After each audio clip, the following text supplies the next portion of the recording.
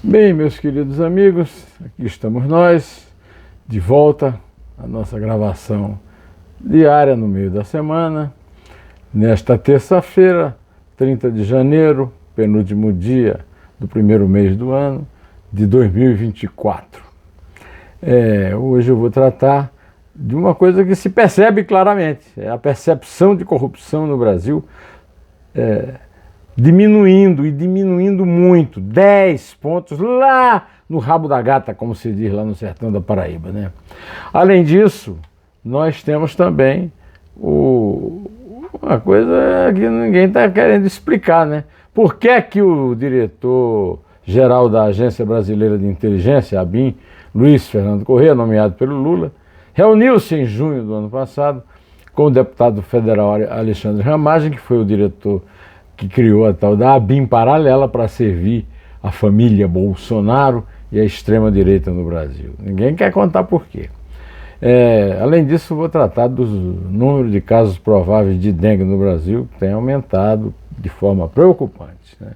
Quero também agradecer muito a você que me prestigia, que me ouve, que acredita no que eu falo e que eu lhe garanto que o que eu falo é uma posição independente e honesta. Isso sim. Tenta querer me taxar de saudosista da imprensa, coisas do gênero, né? Pois é, a queda de 10 posições do Brasil no ranking de percepção de corrupção elaborado pela Transparência Internacional é explicada pelo movimento global por fatores que perpassam a atuação do Executivo sob o comando do presidente Luiz Inácio Lula da Silva, do PT, do Legislativo e do Judiciário do país. Os dados divulgados nesta terça-feira mostraram que a nota brasileira ficou em 36 pontos de um total de 100, 2 pontos a menos que o contabilizado em 2022 e que o país ficou na 104ª colocação entre 180 nações avaliadas.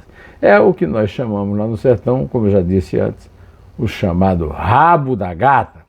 O relatório da Transparência Internacional aponta como desafio a reconstrução dos mecanismos de controle jurídico e político depois dos processos registrados no governo do ex-presidente Jair Bolsonaro. Vocês se lembram que o senador Flávio Bolsonaro, personagem importante do clã, trabalhou contra a coleta de assinaturas para a chamada Lava Jato, para a chamada Vaza Jato, né?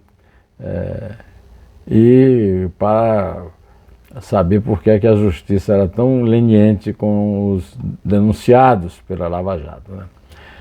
O movimento cita que o governo anterior é dedicado a neutralizar os pilares do controle da corrupção, seja para blindar a família Bolsonaro de investigações, seja para evitar a abertura de processo de impeachment contra o ex-presidente.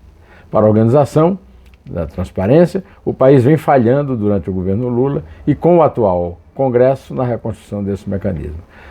Como vocês sabem, a minha posição sobre isso é que não existe o governo Lula, existe o desgoverno Lula-Lira, que é um consórcio do Lula com antigos bolsonaristas, dominando o executivo e o legislativo e com a conivência do judiciário, né? O número de casos prováveis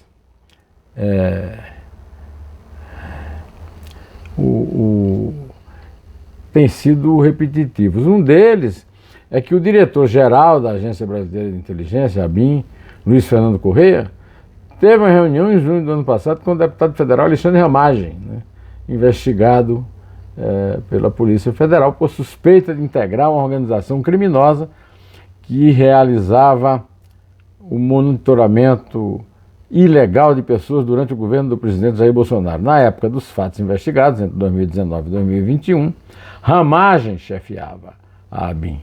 A reunião foi confirmada pela agência, que alega que o encontro não foi secreto, apesar de não constar da agência do diretor-geral. Não foi secreto, só não constou da agenda. O que é que não contou da agenda? Na agenda pública de Corrêa, consta apenas que ele faria despachos internos no dia 16 de junho, data em que ele se reuniu com Ramagem, e não há qualquer referência ao deputado. Não há também, é claro, não podia haver referência ao fato de que eu ao narrar esse caso dessa ABIN paralela, aqui mesmo para você, botei até no título, que não existe Agência Brasileira de Inteligência no Brasil. Devia se chamar ABA. Sabe o que quer dizer ABA? Agência da Burrice Aceita, Adotada, se quiser com A, viu? É burrice, é muita burrice. Não sei se é burrice ou se é malandragem mesmo. AMA, né? Agência da malandragem absoluta. Pode ser. Amor, ama lá para eles, não para nós que pagamos a conta, né? O número de casos prováveis de dengue no Brasil aumentou 80,2%. De acordo com o último boletim do Ministério da Saúde, divulgado nesta terça-feira pela Agência Brasil, nas primeiras semanas de 2024, já registram um acumulado de 217.841 casos prováveis de dengue. No balanço anterior, referente às 3 primeiras semanas do ano, eram 120.874 da doença. Como vocês veem, mudou o ministro da Saúde, o Lula assumiu junto com o Lira e o Alexandre de Moraes, a turma toda lá do Supremo, mas a saúde continua a matroca.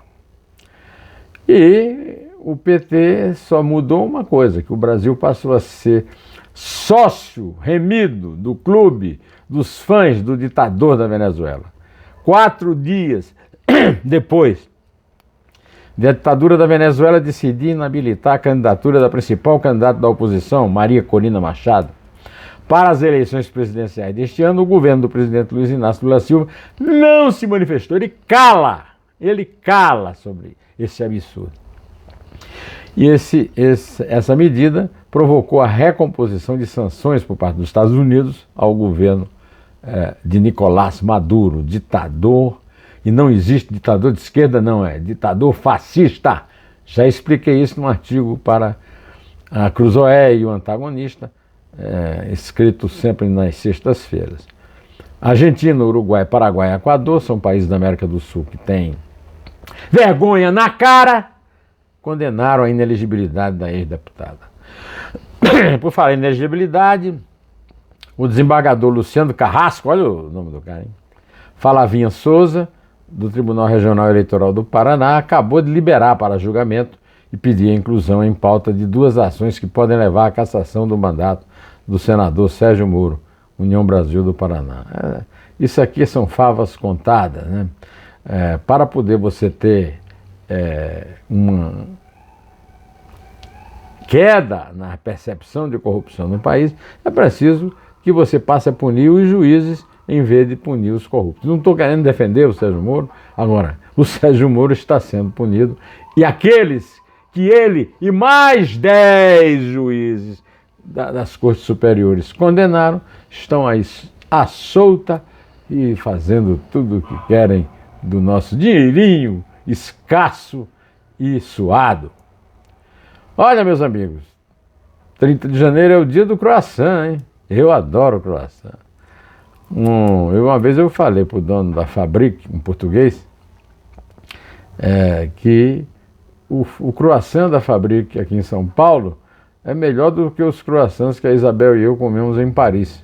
Aí ele me explicou que o croissant em Paris é fabricado e o dele é feito na fábrica. E agora o Estadão está divulgando os melhores croissants da Pauliceia.